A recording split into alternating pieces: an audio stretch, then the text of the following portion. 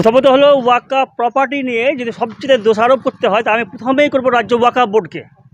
কারণ 2012 সাল থেকে, আমার অভিজ্ঞতা দিয়ে বলছি, 2012 সাল থেকে 2024 সাল পর্যন্ত যিনি চেয়ারম্যান ছিলেন একজন, আমি নাম বলছি, আব্দুল গনি সাহেব, তার আমলে যে ওয়াকফ প্রপার্টি উদ্ধার নিয়ে যে দুর্নীতি হয়েছে তার ব্যাপারে আমি নিজেই সোচ্চার হয়েছি। আমি ওয়াকফ প্রপার্টি শনাক্তকরণের জন্য জলপাইগুড়ি পর্যন্ত ছুটে গেছি। আমি যে সব মসজিদ, ঈদগাহ, কবরস্থানগুলোকে 1 নম্বর খতিয়ানে আনা হয়েছে, সেগুলো উদ্ধারের জন্য বারবার পূবের কলম পত্রিকাতে লেখালেখি করেছি, তখন কলম ছিল, লেখালেখি করেছি। বিনিময়ে হয়েছে কি, দেখা গেছে ওয়াকফ বোর্ডের যারা এক শ্রেণীর স্টাফ, এক শ্রেণীর বোর্ড মেম্বার, তারা করেছে কি, ওয়াকফ প্রপার্টি যে দু রকম আছে, একটা ওয়াকফাল আওলাদ আর ওয়াকফে লিল্লাহ। ওয়াকফে লিল্লাহকে ওয়াকফাল আওলাদ করেছে, ওয়াকফাল আওলাদকে ওয়াকফে লিল্লাহ করেছে। সেকুলার প্রপার্টিকে, বাড়িঘরকে ওয়াকফে লিল্লাহ করে দিয়েছে। অন্যজন মস্তানদেরকে মতওয়াল্লি করেছে। এবং সবচেয়ে বড় প্যাথেটিক যেটা বিষয় হলো, সে বিষয়টা হলো রাজ্য ওয়াকফ বোর্ড, রাজ্য ওয়াকফ ট্রাইব্যুনালের রায়কে পর্যন্ত মানেনি। রায়কে উপেক্ষা করে যে রেজুলেশন, একটা ঘটনার কথা বলি, 2019 সালের একটা রেজুলেশন, সেটা আমারই, সেই রেজুলেশনটা ওয়াকফ ট্রাইব্যুনাল পুরোপুরি সেট অ্যাসাইড করে দিয়েছিল, বাতিল করে দিয়েছিল। এবং যে রেজুলেশনটা বাতিল করেছিল, সেই একই রেজুলেশন আবার চেয়ারম্যান আব্দুল গনি থাকার সময় সেই বোর্ড আবার একই রেজুলেশন করেছে।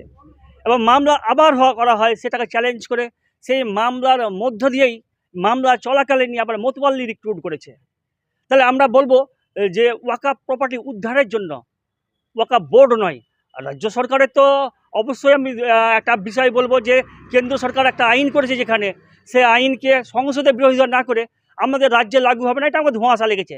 হতেও পারে যতদিন এই সরকার আছে ততদিন পর্যন্ত হয়তো লাগু হবে না বা উনি করতে দেবেন না, কিন্তু এটা আমি আমার ব্যক্তিগত অভিজ্ঞতা দিয়ে বলছি, এটা ধোঁয়াশা লাগছে। এই ব্যবসায়টা উম্মিদ পোর্টালে যদি তুলতেই হয়, তাহলে যখন ঘোষণা করেছিল ঠিক তখনই তোলানো উচিত ছিল।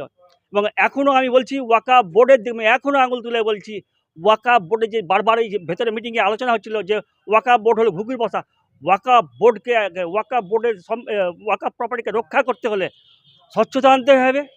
জানি না নতুন চেয়ারম্যান এখন কী ভূমিকা আছেন, ওনার সম্বন্ধে এখন অনেক কথা ভালো শুনছি, আমার সঙ্গে ঠিক সেইভাবে বা সেই ধরনের অভিজ্ঞতা হয়নি।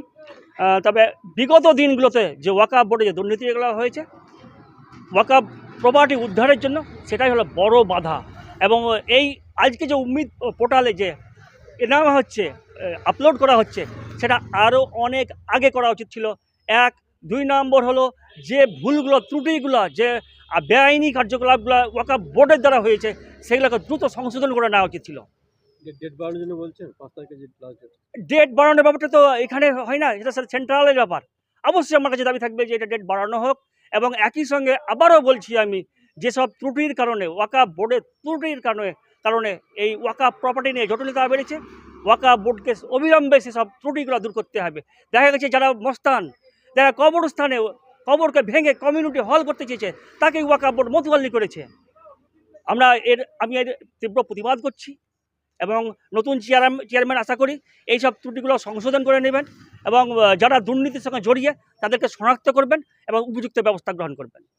আমার নাম মোহাম্মদ মুস্তাক আলী। প্রথমে আমার রাজ্যের তথা জেলার সমস্ত ওয়াকফ মোতওয়াল্লিদের আবেদন করব, সময় যত সংকীর্ণই হোক অভিমান করে বসে থাকার অবকাশ নেই। আপনারা সকলেই উম্মিদ পোর্টালে নাম যুক্ত করুন। এরপর থাকলো আমাদের মাননীয় সরকার প্রধান মমতা দেবীর কথা। তিনি কেন করেছেন রাজনীতির স্বার্থে তিনিই ভালো জানেন। তার প্রতিবাদ এবং বিক্ষোভের অবকাশ থাকবে, কারণ উনি পরিষ্কার বলেছেন যে আমরা এই আইন মানছি না, মানব না, মানতে দেব না। তাই জন্যেই আমাদের ওয়াকফ মোতওয়াল্লিরা প্রত্যেকেই ঘুমিয়েছিলেন। হঠাৎ করে এই নভেম্বরে এসে ওনার ঘুম ভাঙলো এবং মোতওয়াল্লিদের ঘুম ভাঙানোর চেষ্টা করছেন। এটি চরম অপরাধ শুধু নয়, ঘুরিয়ে সেই আপনার কি বলবো আরএসএসের যে চক্রান্তমূলক যে প্ল্যান, যে নিয়মাবলী নিয়ে তারা আগাচ্ছে, সেই পথকেই সুগঠিত করার চেষ্টা তিনি করছেন সরকার প্রধান হিসেবে, তাতে কোনো দ্বিধা নেই। তাই এই রাজ্যের সামনে মানুষকে তার কৈফিয়ত দিতে হবে। এবং বিশেষত আমাদের সংখ্যালঘু তথা মুসলিম সম্প্রদায়ের যে সম্পত্তি বিনষ্ট হওয়ার সুযোগ তৈরি করেছেন, সেই জন্যে সরকার প্রধান হিসেবে আমাদের সমস্ত মতোয়াল্লিদের পক্ষ থেকে এই মুহূর্তে দাবি করা উচিত সেন্ট্রাল সরকার যেন এই সময়টা বৃদ্ধি করেন। আমার নাম রওনাক ফিজা। বিশেষ করে আমাদের কমিউনিটির মধ্যে অনেকের সঙ্গে আলোচনা হয়েছে, আমি আলোচনা করেছি, সেখানে এটাকে আমরা ভালো নজরে দেখছি না। মুখ্যমন্ত্রী আমাদের সঙ্গে প্রতারণা করছেন, বারবারই প্রতারণা করছেন। হ্যাঁ, এটা আমি জোর গলায় বলবো, মানে আমাদেরকে মাথায় হাত বুলিয়ে আমাদেরকে গদ্দানি দিচ্ছেন, এটাই আমরা বলবো। তার কারণ উনি যেভাবে আমাদেরকে ইদানিংয়ে প্রথম যেভাবে আমাদের কাজ করছিলেন, উন্নয়ন করছিলেন, কিন্তু এখন দেখা যাচ্ছে সম্পূর্ণ মানে অন্যরকম আমাদের ক্ষতি করারই চেষ্টা করছে। ওবিসি থেকে নিয়ে আপনার এসআই থেকে নিয়ে এই যে ওয়াকফেরই নিয়ে আমাদেরকে বললেন যে ওয়াকফ নিয়ে কোনো চিন্তা নেই, কোনো টেনশন নেই। হ্যাঁ, এখন দেখা যাচ্ছে যে উনি সর্বপ্রথম ওয়াকফে কি সই করেছেন, মানে ওয়াকফ বিল পাস করার জন্য, যেটা শুনতে পাওয়া যাচ্ছে। তো এইরকমভাবে আমাদের সঙ্গে উনি প্রতারণা করছেন, যেটা আমাদের অন্তরে খুব আঘাত পেয়েছে আমরা। তার কারণ এইভাবে আমাদের সঙ্গে করা উচিত ওনার হয়নি। খুব বারবার উনি ওরকম করছেন। কেউ হয়তো সাহস করে কথাটা বলছে না, সেই জন্য উনি মনে করছেন যে না, মুসলিমরা খুব খুশিতে আছেন, কিন্তু মুসলিমরা কিন্তু কেউ খুশিতে নেই। আমরা যতটা আলোচনার মাধ্যমে পেয়েছি, ওনার পরে নারাজই আছেন।